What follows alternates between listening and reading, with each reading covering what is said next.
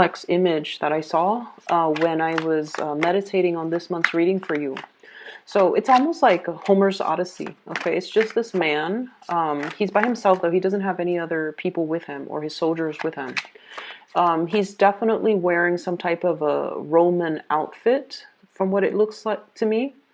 He lives on the other side of the water. Okay, so he has to he has a long ways to traverse over water, over the ocean, in order to get home.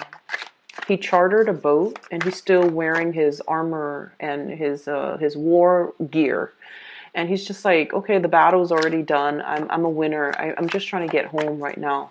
And he's still fairly young, I would say, under the age of 30. And he's just trying to get home. He chartered a boat. He rented out this boat or bought the boat or whatever. And he's by himself on this voyage. So he's just trying to get home.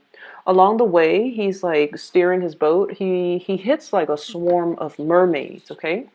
And they're tossing their seashells onto his boat as a gift, as like a parting gift.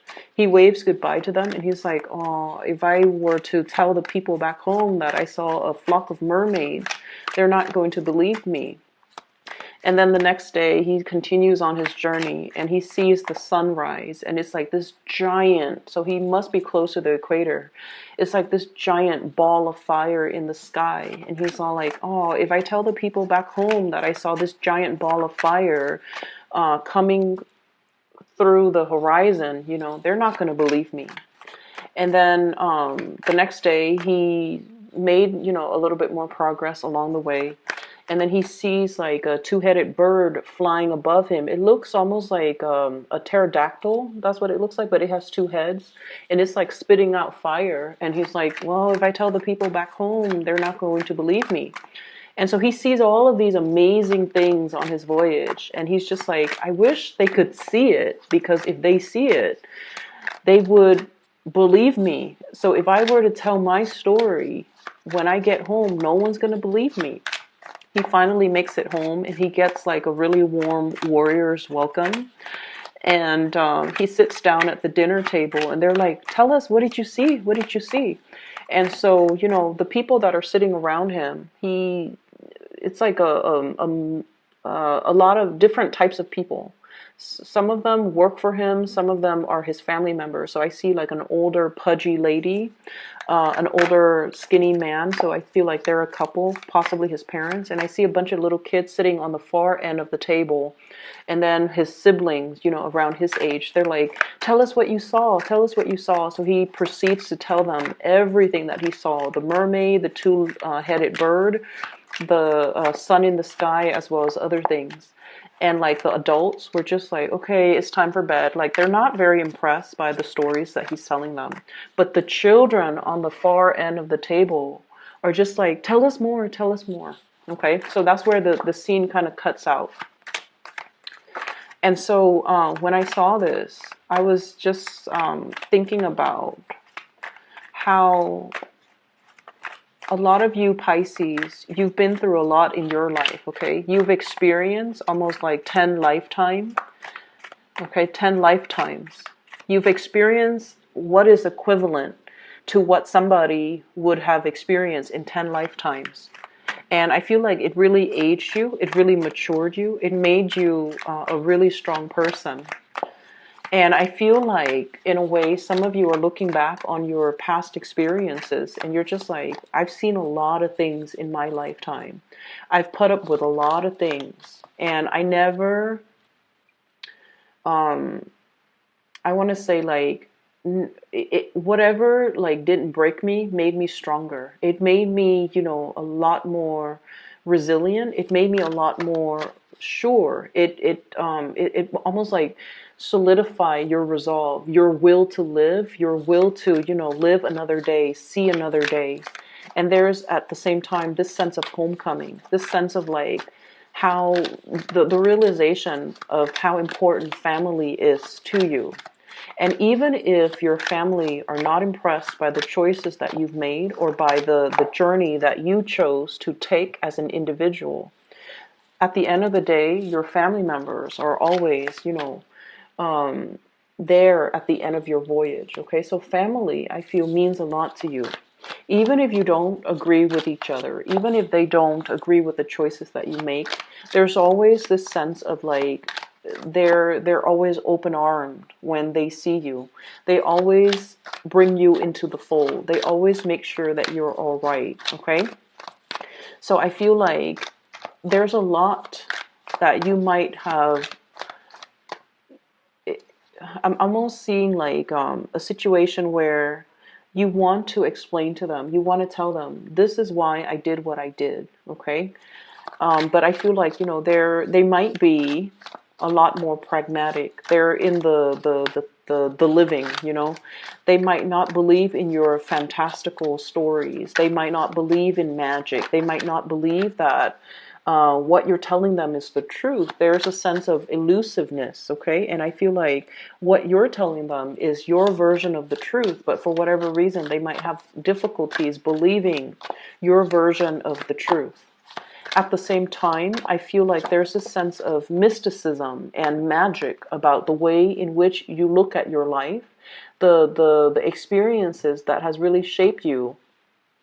Despite all the ups and downs, you still believe in fairy tales, you still believe in magic, and you still believe that there are a lot of like unknown and unresolved mysteries in the world. So we should not close off our sense of magic in order to get through life in a more practical or pragmatic way. Okay, so I feel like you might be straddling the fence here, I'm sensing, with when it comes to like realism versus mystery. So it's almost like you might not be made for the typical 9 to 5 work environment. You might want something more. You might be yearning for that great adventure, that big escape, or, you know, the tropical paradise where the sun is like a ball of fire in the sky.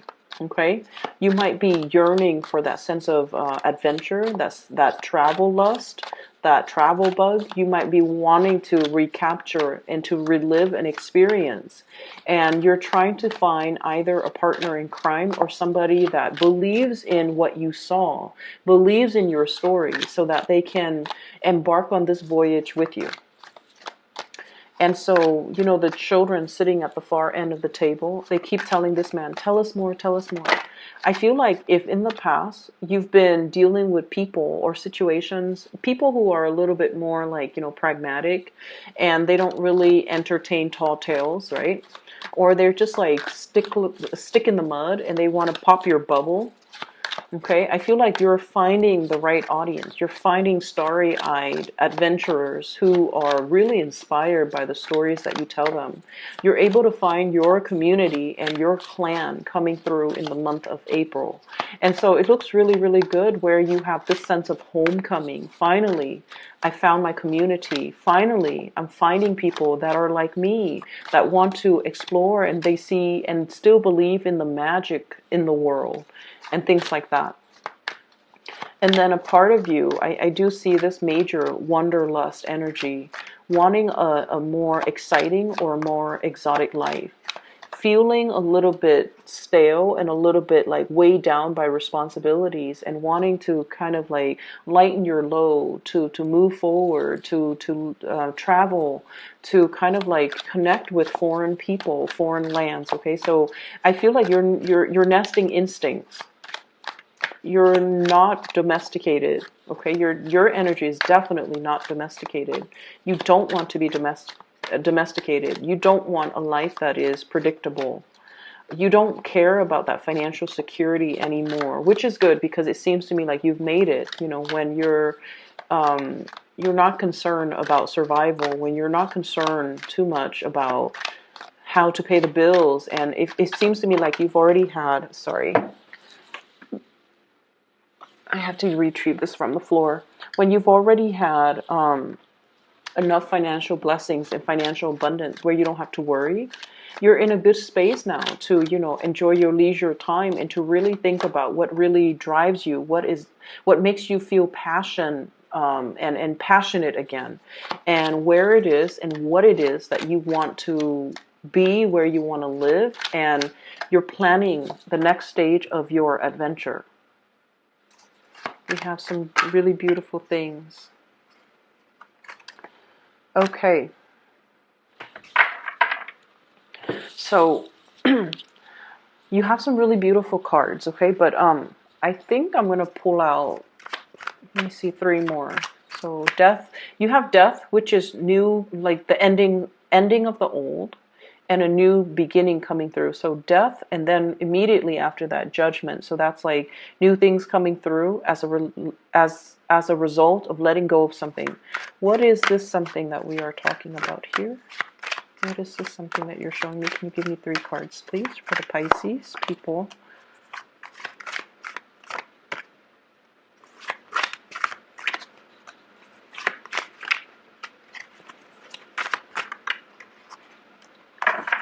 Okay, so this is the card about success, okay? It's next to the Queen of Pentacles, so this is worldly success, having a lot of financial abundance, like I mentioned. Some of you might be getting a promotion. Some of you are getting a major step up in your career.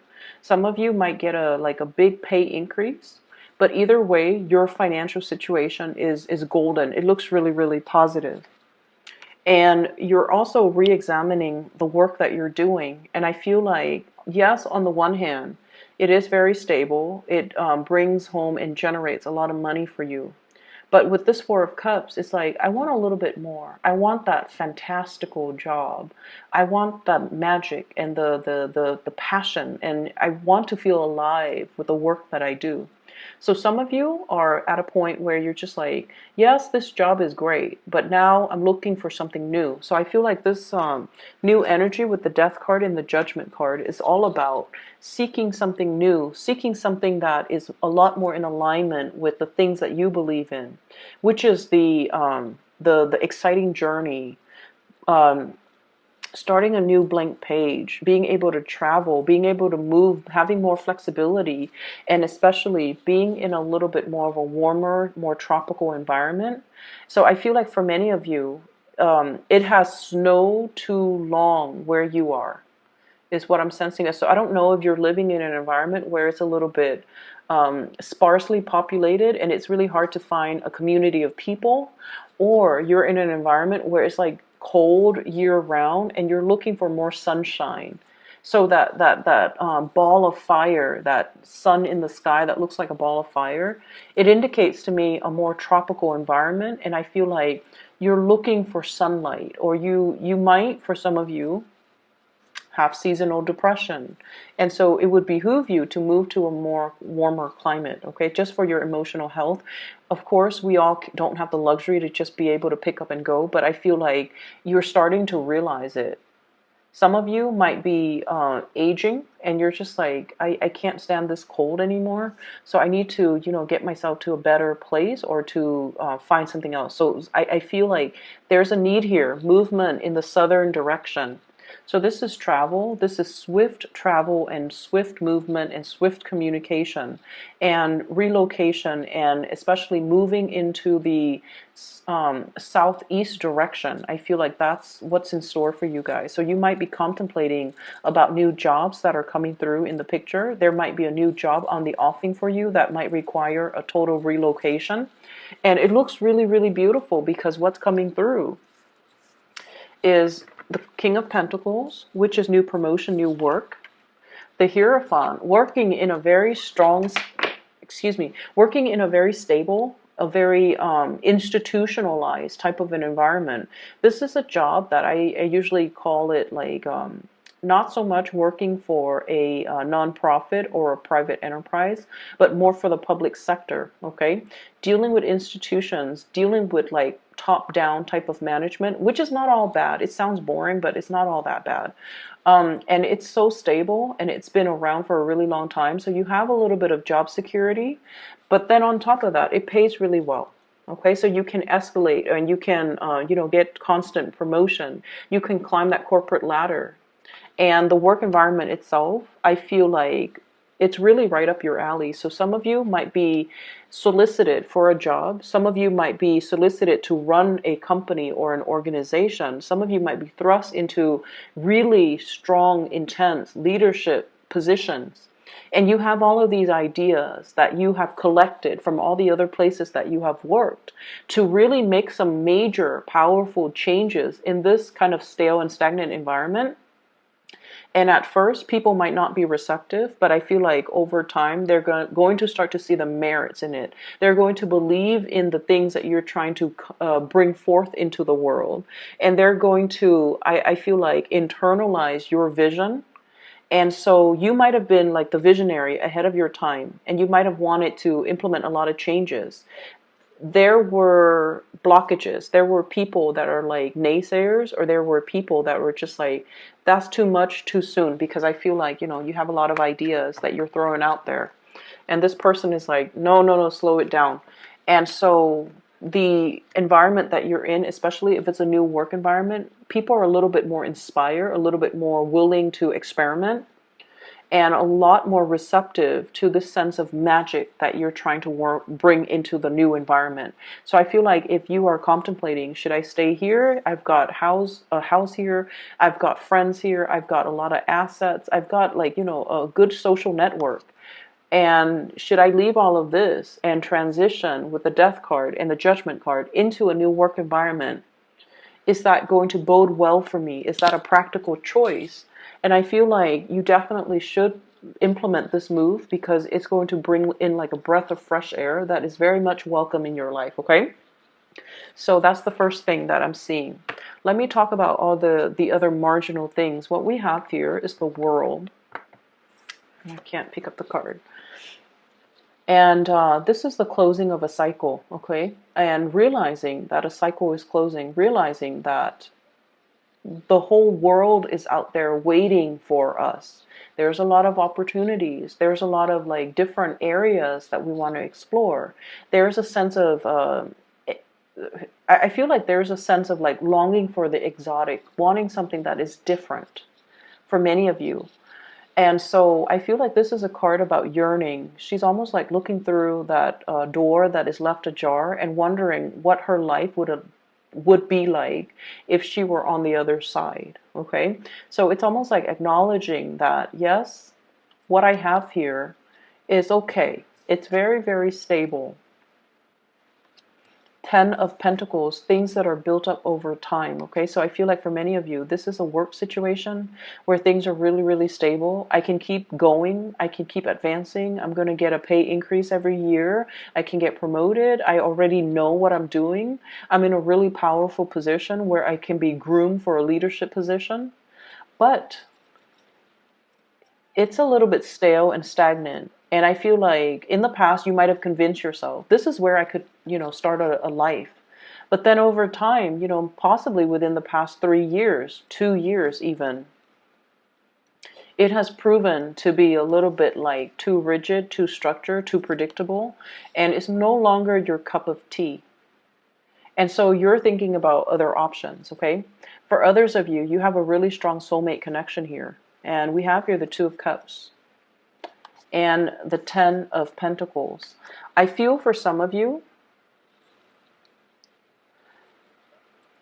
you're shifting into a relationship where, a lot of the time, I don't know what it's like to be married and, to be married to somebody for like 5 years or 10 years. But I feel like there is a relationship, regardless of how long the two of you have been together. There's definitely somebody that you're living with. There's shared assets, shared bank account, housing situation, grocery bills, possibly children, possibly, like both names are on the car, both people's names are on the house. So there's like a lot of financial entanglements between you and another person. And I feel like you're sensing that the love is no longer there. The love has transformed, and it has become very quiet. It's no longer passionate. It's a very safe, stable, quiet type of a love that might have started out very passionately, but now it's more friendship based. And strangely, I feel like Pisces,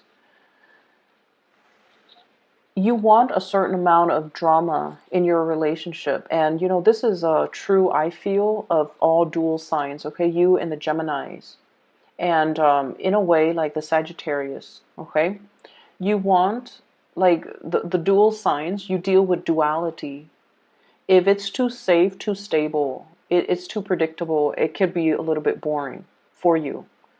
If it's too hot and heavy, too unpredictable, then it can be too much for you. But you want a certain amount of push and pull. You want a certain amount of love, but then detachment. So you want a little bit of tension in your relationship in order for you to feel alive. And I feel like there's something here that is a little bit safe, predictable, but at the same time, you perceive it to be stagnant. You're trying to, re-inject some type of passion in this relationship. And then for others of you, you're at the peak of your income generating capabilities. You have a really, really good partner. And I feel like one person might be the breadwinner in this relationship, and there's nothing wrong with that.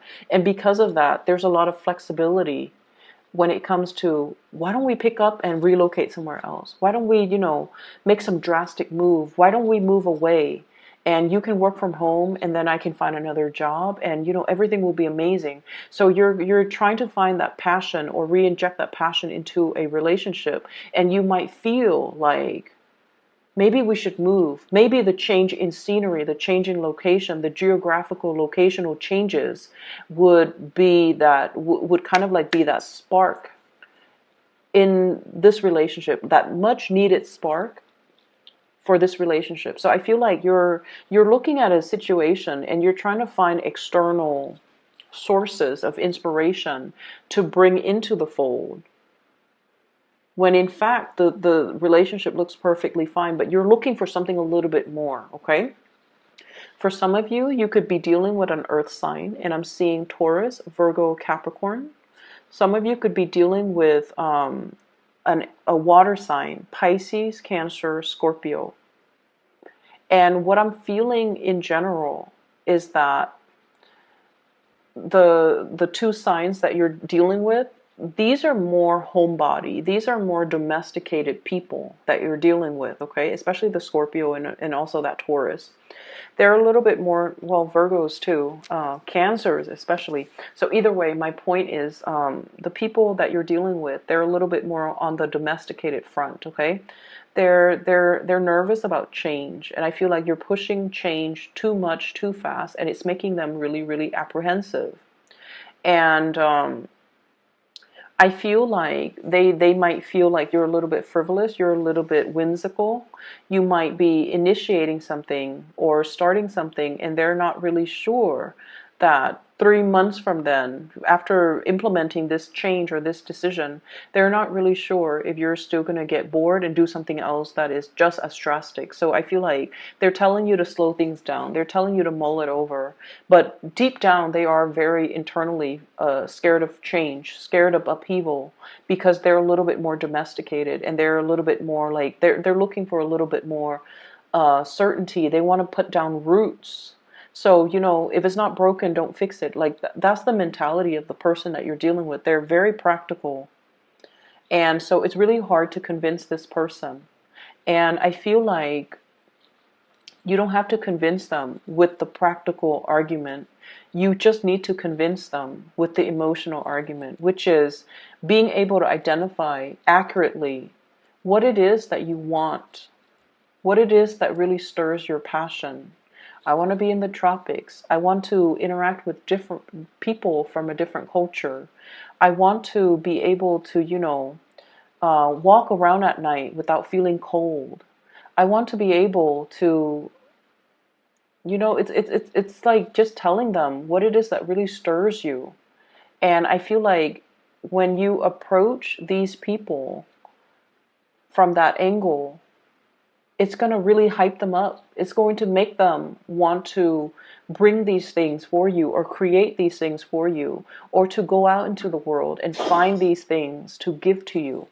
So I'm sensing that many of you are looking for a change. You've realized that where you are professionally, it's stable. It can keep growing, but you're not really happy there, because emotionally you yearn for more, and you yearn for more excitement and more adventure. And if it's the spirit of adventure that you're looking for, I feel like somebody is putting like a damper on your plans, but I feel like you can convince them.